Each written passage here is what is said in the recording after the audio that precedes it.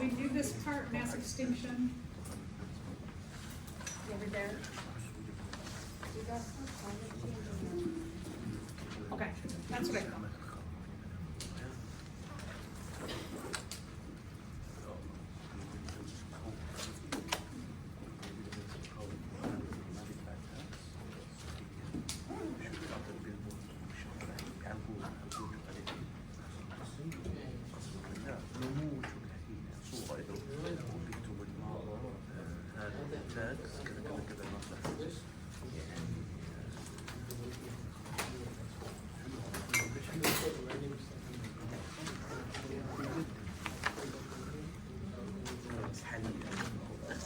Here, right?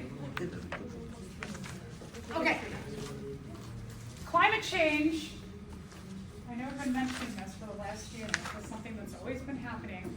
And climate change has had a huge impact on mass extinctions. That something really large in the climate, like I mentioned last lecture, that the meteorite that hit the Yucatan Peninsula and stirred up all the dust, started a chain of events where there wasn't enough sunlight for the large plants that the herbivore dinosaurs relied upon to eat, and then that allowed for the death of a lot of them, and the food for the omnivores and the carnivores, no food.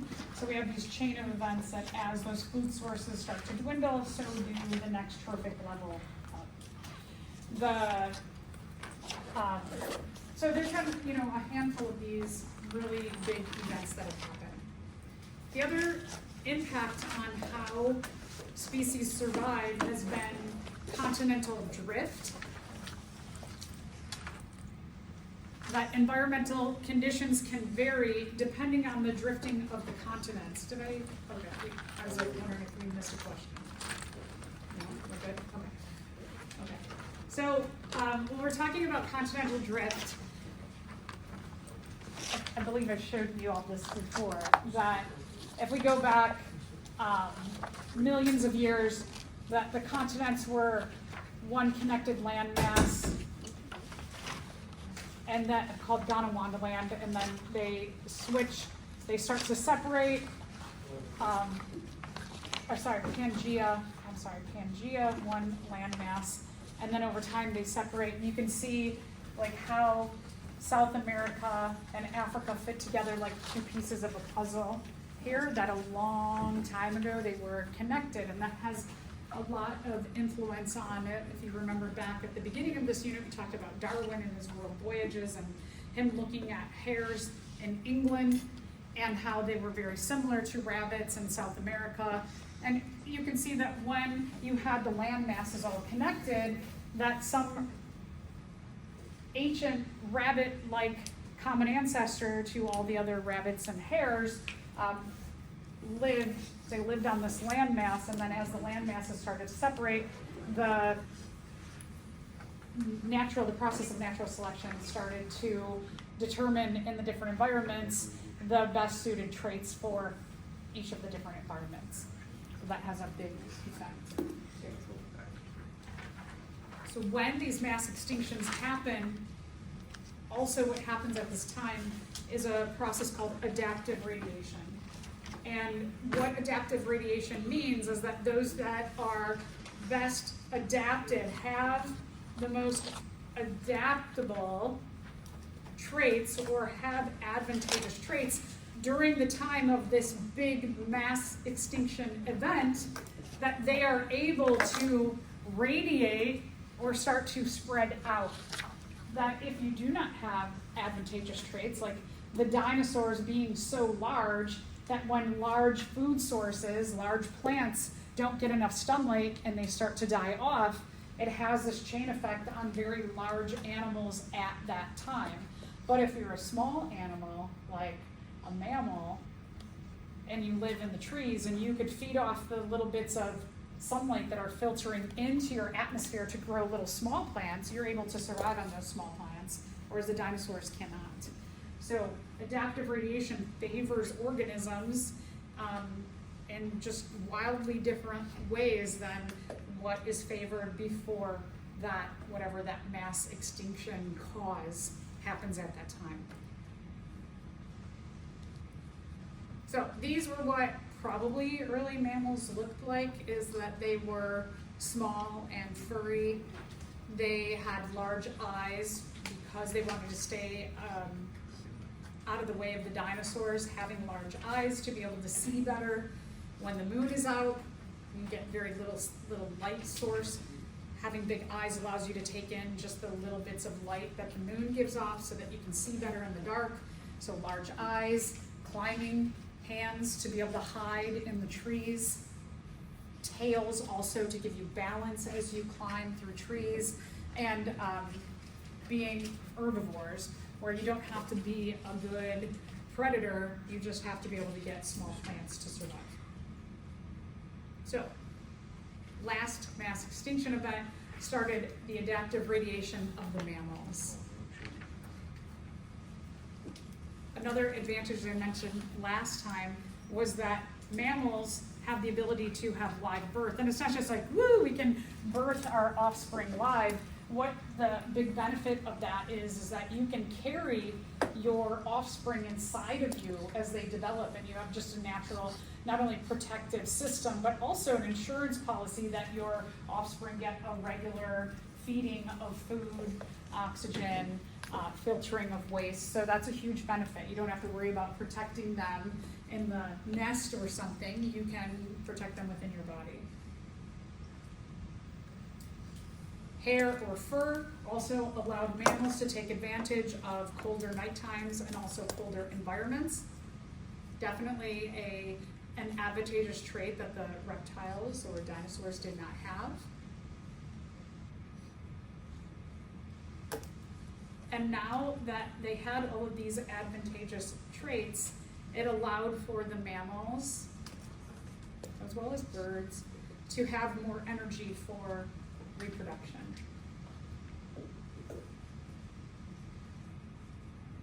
So we're going to go from mammals, humans, we're going to go along a path talking about the mammals to the primates, and then we'll eventually see where the humans start to branch off.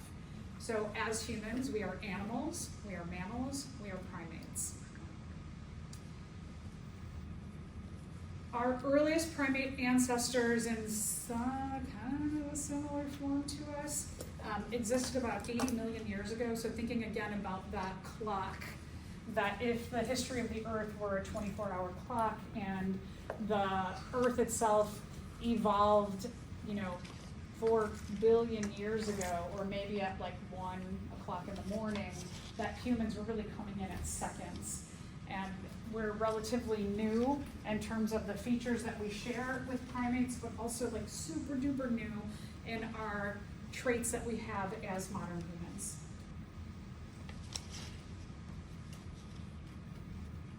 We do share some traits still with the rest of the primates, but then we'll get into specifics of where we start to branch off and go our own path. I mentioned a lot of that.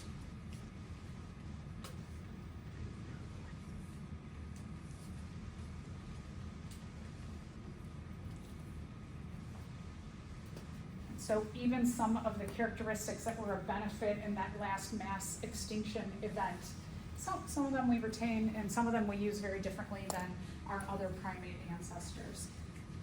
And so we're going to get to, as I mentioned, we're going to get to us as modern humans and how and why we have the traits that we have. So some of the traits that we share are grasping hands. We definitely use our grasping hands differently than the rest of the primates. The rest of the primates may use their grasping hands for climbing trees. We certainly can climb trees, but we don't really use our nails to climb trees. We kind of use our whole hands to climb trees, and I don't know, when was the last time any of you climbed a tree, right? We don't really do it very often. So what we do use our grasping hands for very well-controlled actions, for very, very specific things. Early on in the evolution of humans, we began to use our hands for precise grasping of tools. And one of the biggest things is that when we had the cognition, we were able to figure out that we could use tools to communicate, to build better houses and shelter, to hunt, that it led to just that use of tools led to the kind of explosion of going on this pathway that was totally different from the rest of the primates and led to us being a very distinct kind of species from the other primates. So precision grip, you're doing it right now. You're holding a pen.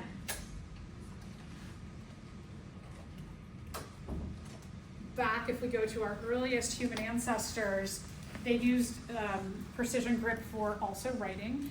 They may have, in a cave, left a note like, hey, I'm going out to hunt. I'll be back by the time the sun goes down. They had definitely their own language to communicate that.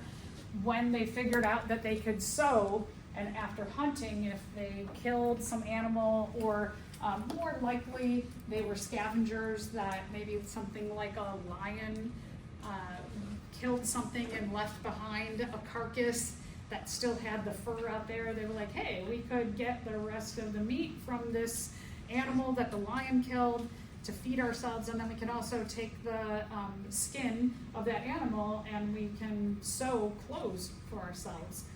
It allowed humans to travel to areas of the world that were a lot colder than just Africa, where we originated. We also started to use grasping hands for power gripping. And power gripping was really important for hunting, that we could throw a spear at something or knock something over the head. And it gave us the ability to go from being just scavengers to killing other animals ourselves for food. Our vision. As a primate, we have binocular vision. Bi means two. We have two eyes. Something that is unique about the primate group is that our eyes are forward-facing as animals, and being forward-facing allows our vision, if these are your eyeballs, it allows your field of vision of each eye to overlap so that it gives you a precise idea of where things exist in the world. So, like, if you just do this and you close your eye, it looks like your finger moves a little bit. But is your finger moving? No, right? But one eye will kind of give you an idea where something's at, but maybe if I'm trying to grab that thing, it's a little bit more to the right than what I'm thinking. And having that overlapping field of vision allows me to see this exactly where it exists and grab it. Allows me to see where a predator actually exists, or where a tree branch that I am, like if I'm a primate that is jumping through trees and swinging through trees, I can grab onto branches precisely instead of just hoping that I'm grabbing close to a branch and not falling a story or two down.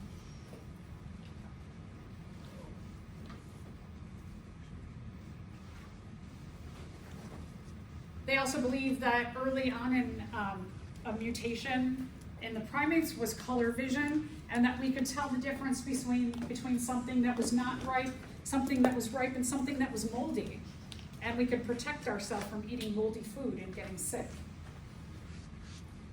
Our brain, I think this is like a real fascinating thing, that when we take a look at the size of the brain with other primates, that even though something like a gorilla, which if you didn't look yet, the gorilla skull is quite large, but the real estate of the gorilla skull is really taken up in the mouth area. And if you start to look at the size of the brain cavity of the human and the gorilla, you will see that even though the gorilla skull is far larger in size, the brain cavity of the human is far larger than the gorilla's brain cavity, that they have a much smaller brain. So just investigating all of these features, our head is not exactly proportional to the size of our body. Our skull size over time did when we had a common ancestor with the other primates as we branched off and went into different areas and experienced a process of natural selection differently. Our brain size started to get larger. That was selected for in the humans. Some other things that leads to, like I mentioned, like vision, your ability to use tools, your ability to have and know where things exist in the world. You could not only navigate things complex environments quickly, like swinging from tree to tree, but you could start to use critical thinking to figure out, like, how do I use this tool in the best way? How do we make fire? That also allows us, with the addition of sewing and putting on clothes, using fire allows for, and one of the things that they really believe is that our cognition and the growing of our brain allowed us to, and there's evidence that says that the ability to use fire was the most important tool for the evolution of us to where we are today. And for two big reasons. One, it allowed us to be warm in environments and stay secure when it got colder and be healthy. And the main thing is that it allowed us for a new variety of nutrients, because if we just think about something like a tomato, a fresh tomato, the nutrients in a fresh tomato are very different than the nutrients in a cooked tomato. That you could have different nutrients available to your body if you have a fresh tomato and a cooked tomato. And so the variety of nutrients available to us just grows exponentially with the ability to cook on fire.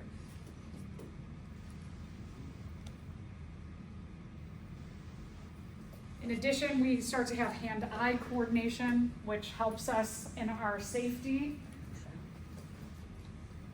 And then we could help each other as a species in ways that other species can't, through communication.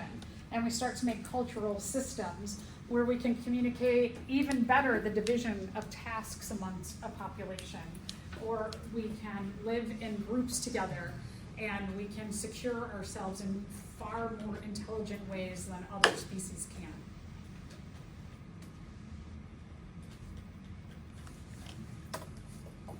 Our brow ridge has not been selected for anymore.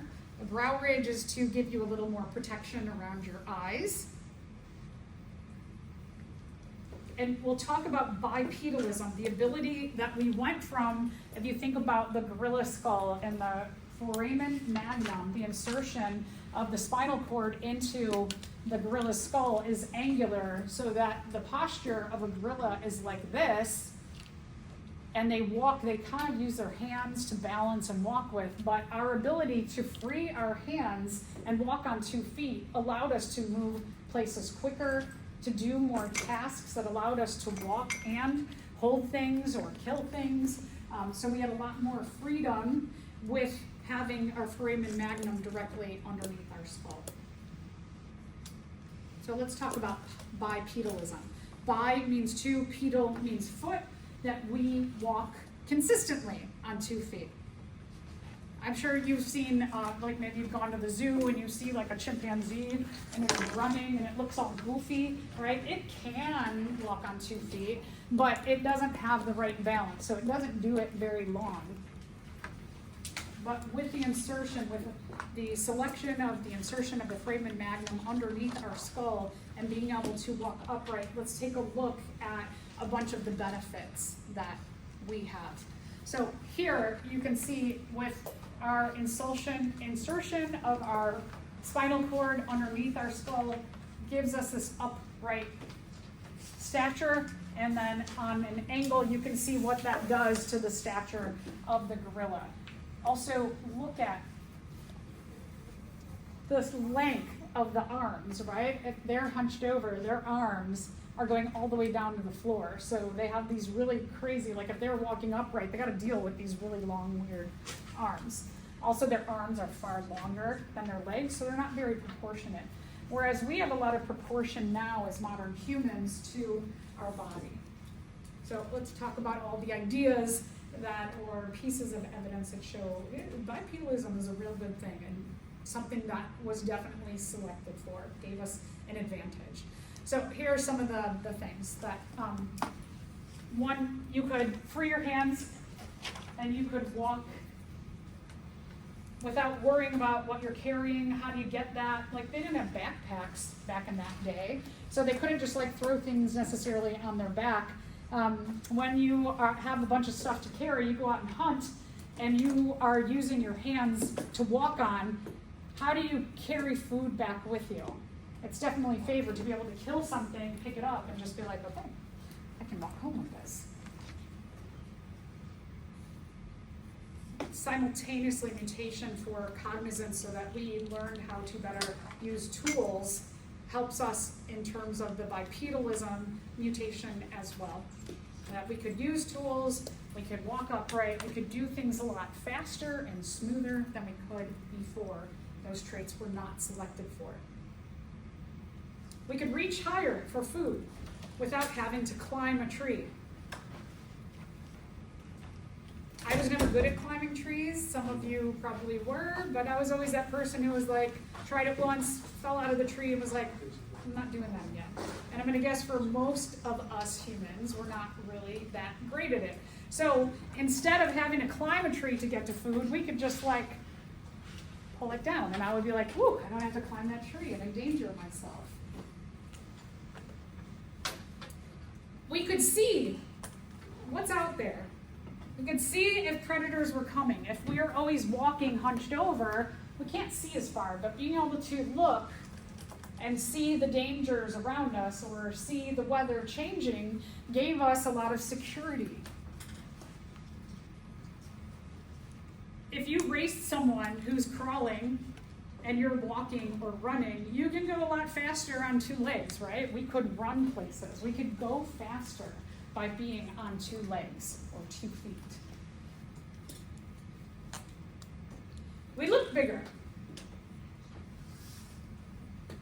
Bears have an instinct that if anything comes to them and they feel threatened, the bear who walks on 4s goes like this. They look bigger, right? They look kind of small and cute, and then they go. And so just being upright, we look bigger, we look scarier.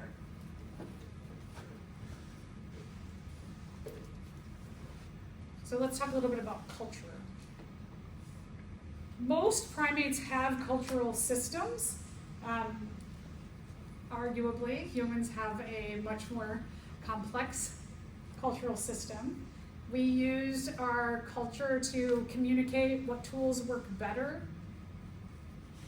You also see artistic design tools that when you look back at anthropological data, they could see that maybe some groups of humans would design their handles one way or design their spears one way, and another group would do it differently. And so we do start to see the benefits of like marking what our group was about on even just simple things like our tools, knives, spears. We could communicate to each other, hey, I tried this recipe for cooking that meat and it came out better, and I used this herb and this vegetable and this fruit and it tastes like this. So we could communicate how to make our food taste better and how to even store it. Maybe we could use, someone figured out we could use salt to make things last a lot longer. And so we started to communicate those types of things, as well as maybe there's a group of humans who are like, yeah, I got a little more packing on me, and I know how to sew really well. I'm good at fire use. We could leave this hot area and go and be pretty comfortable somewhere colder. And then also just the ability to teach each other how to survive in specific situations. And then what do we do about our offspring? Where should we reproduce? How can we help each other with our offspring? And definitely made for advantages, culture made for advantages in caring for offspring. All right, so hopefully you can tell the difference. What is this? Is it an ape or a human skull? Okay, hopefully you all said ape. And is there a next question or no? Mm-hmm. Yeah. And then why? I don't know why I don't have that one in there. Okay, so brain cavity smaller, jaws bigger, teeth are bigger, brow ridge, snout. You can look at a human skull, which is very flat with a large brain cavity, smaller jaw, smaller teeth. All right, so let's talk about human evolution. Let's get on our path where we have gone today. One of the earliest humans they have data like 5 to 8 million years ago. We see a split between the great apes and the humans. One of the earliest humans that we have fossil evidence for was Sahelanthropus. Sahelanthropus looked very ape-like. One of the things we see with human evolution is that early humans like Sahelanthropus were very small. They were probably like 3.5 feet tall, so they were little, and they were bulky, like gorilla kind of like. They had a lot of fur, and they had smaller brains and bigger snouts. They looked kind of like that gorilla type human, but we were little. We had longer arms like the gorilla and shorter legs. So we looked a lot more gorilla-like back then than humans. About 4 to 6 million years ago, we have a splitting from the Sahelanthropus group to the Ardipithecus group. There's not full skeletons, so we're still learning about how do they all fit into this. If you I look at the New York Times science section every day.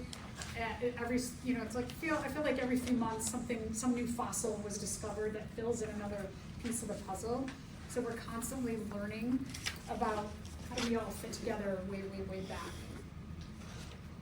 All right, so our earliest ancestors that look more like us, the hominins, we look like this. Shorter, long arms, short legs, snout. Kind of our form-ish, right? About 4 million years ago. When we're looking at the prior genus before us that we evolved from, they were in Africa about 4 million years ago. So this group we call Australopithecus. This one specifically is Australopithecus afarensis.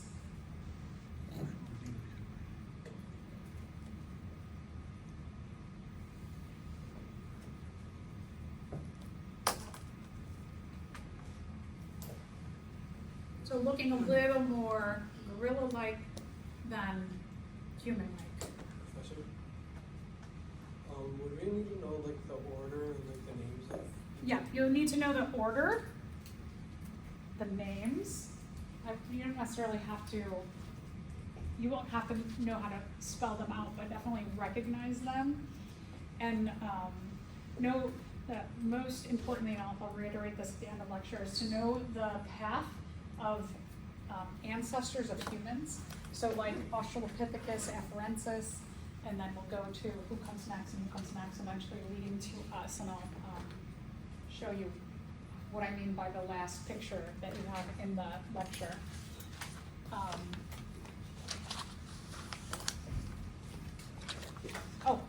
Key thing, I always forget to put this into the lecture. Australopithecus was our first human group that fully stood upright. That's important. So you might want to write that in here. First group, Australopithecus, first human group that stood upright.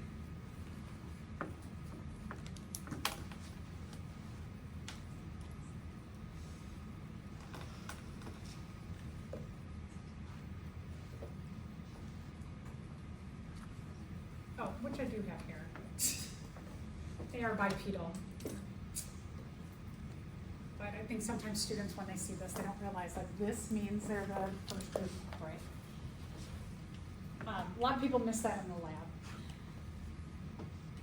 Still small, probably still omnivores, a lot of scavenging being done, starting to use tools, haven't quite perfected all of that.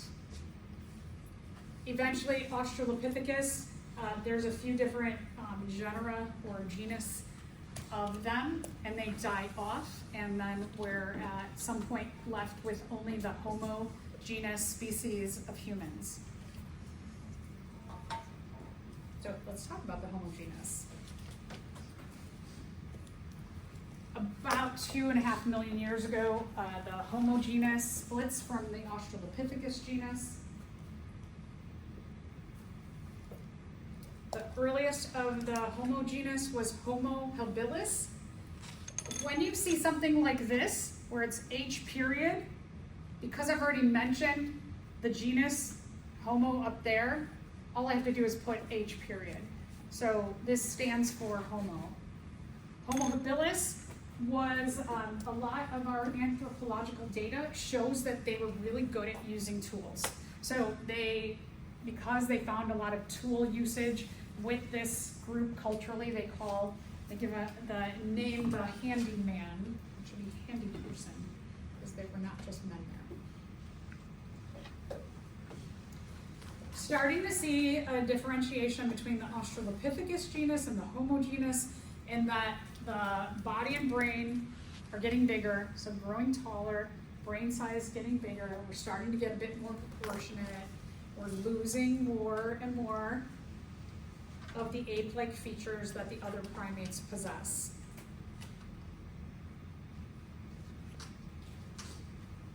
We're getting longer and more proportionate.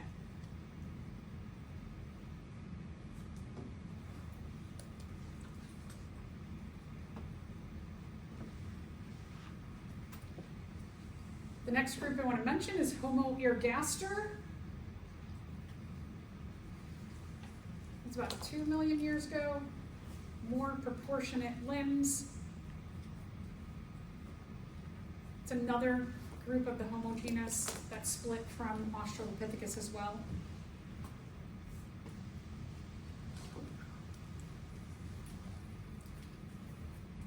In the pieces of the puzzle that we have today, Homo ergaster, they believe, was our link between Australopithecus and the modern humans that we are today, or where we are today.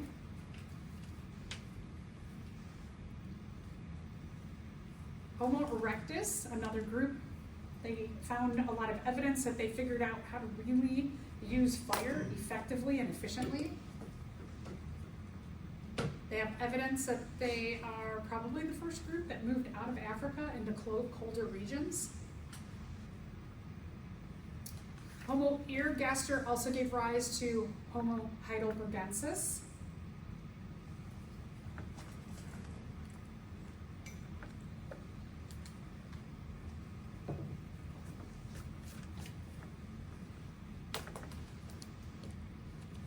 Homo heidelbergensis gave rise to Homo neanderthalensis and Homo sapiens, which we are.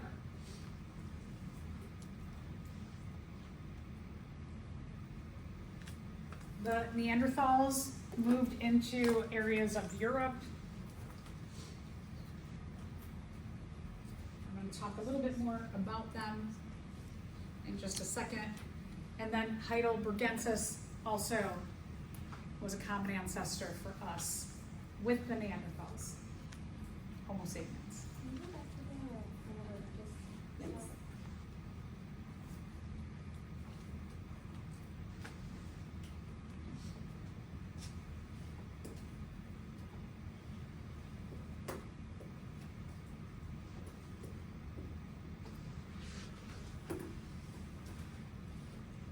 But I want to talk a little bit about the Neanderthals. There's a lot of misconceptions about the Neanderthals.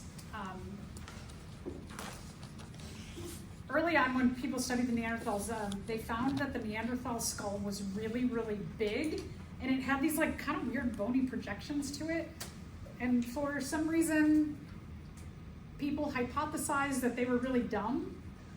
And I was kind of like, well, if they have a bigger brain, why would you just assume they're dumber? Because as the brain got bigger, we got smarter. Not sure how it became like that, but if anybody's ever seen, there was a cartoon, probably like 40 years ago, a funny vintage one called Captain Caveman, and Captain Caveman was like real dumb. But you often see like images of Neanderthals and they're like, duh, me, Neanderthal. And they just portray them to be really like stupid. But another thing is that because they went extinct, that they believe that a lot of people just speculated, well, they were dumb, they went extinct, they're dumb. But extinction, we know, is a part of evolution, so that when the climate changes, it could have been knocked out by a virus or a really cold winter. There's a lot of reasons that the climate could have taken care of them rather than just their intelligence. So just some things to think about. We do find that they had a lot of really distinct cultural practices, much like the Homo sapiens of the past and even us today. So that does also support that they were probably not as dumb as we all think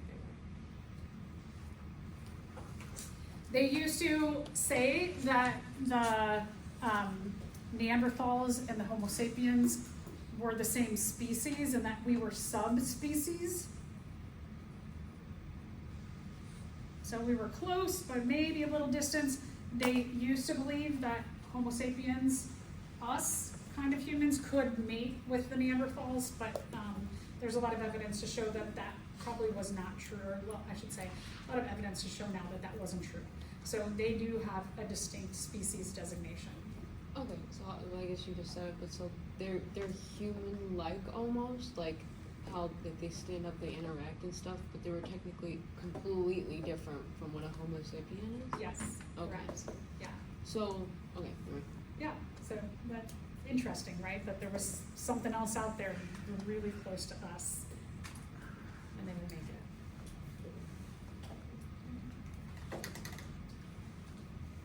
Makes me a little nervous sometimes to think about that. All right, so Caveman, as I mentioned, there's a cartoon called Captain Caveman. Look it up on YouTube. It's funny. Also, having bony projections of your skull, I think that would be great, right? Like early on, if you're just figuring out like tool use and survival, you could just like headbutt something and stab them with your bony skull. That would be kind of cool. Would make like MMA fighting a lot different these days. And as I mentioned, cultural traits were very similar. They had burials, they cooked together, they lived in groups together, they had rituals, there's art and music, so probably pretty intelligent.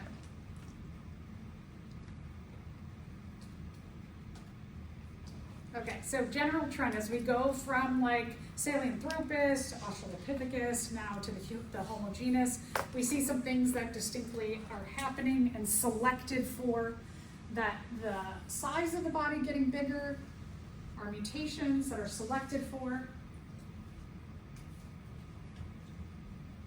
Our brain size, quote unquote, our intelligence, selected for. Our ability to use our intelligence to make tools, and just to get more proportionate in general. Shorter arms that were proportionate to our legs and our head, more proportionate to our bodies. So this would be, in terms of like order and order that all of these different kinds of humans came in, this would be an example of a test question. That instead of saying like who came at what dates, I'm not going to ask you dates again, just like I said with the history of human life, but I do want to know order. So which order is correct? C? Which one? C? Yeah, good. Okay. You, okay, so what I really want you to know and visualize, like this could pop up on the exam, that if I ask you questions about, and what this illustration is showing you, that in millions of years ago, so the bottom is how long ago till modern day, shows you back 6 million years ago, we had Sahelanthropus around, Ardipithecus. Nothing, they're not connected into the rest of this tree because we're not really exactly sure how they fit together yet. So a lot's still being studied. But if I gave you this and said how many millions of years ago was Sahelanthropus around, 6 million, right? So you go down and you can see 6 million years ago. could be a possible question about this. So if that was a question, like, would you have the names up, or would we have to know which one? Perhaps. Okay. It'd be good to kind of know just generally who's who, yeah. I change things around every semester, so. But definitely know this, know who goes where on it. The other thing to definitely know is our lineage, that as humans, where my pointer, nothing's working today, Homo sapiens, our next common ancestor was Homo heidelbergensis, and our next one was Homo ergaster, and then our next was Australopithecus afarensis. So I could ask a question and say, which is the correct order of the Homo sapien lineage? And the correct answer would be Australopithecus afarensis, Homo ergaster, Homo heidelbergensis, Homo sapien. I might also ask, like, what other species was alive when Homo sapiens were alive? And then you can look and kind of go up and go, okay, let's see, the Neanderthals were up, because I'm looking at these little things, or could be Neanderthals and Homo floresiensis. So alive at the same time. Okay. Where do you ask them to test about like parts of the ones that aren't a part of the human lineage? Like the erectus or the habilis? No, I'm not gonna ask I won't ask about other species lineage, just specifically know the human lineage for sure on that. I think that's it, right? So that's it, y'all. Can you repeat the lineage of the human? Yeah. Australopithecus afarensis. So if you wanted to like just make a little like follow this along to up there to Homo ergaster, to Homo heidelbergensis, and then up to Homo sapien. You know how like things have like subspecies like frogs, there's a bunch of different ones, but they're all type of frogs. So humans, like homos, were the only living lineage of like the Homo like species, Yeah, genus right. or whatever. Right. Of all the ones that have the purple bars, we're the only ones of these species. We're the only like their genus. We're the Homo, only right? We're the only thing member that lives of the on genus left. Okay. Yeah, yeah.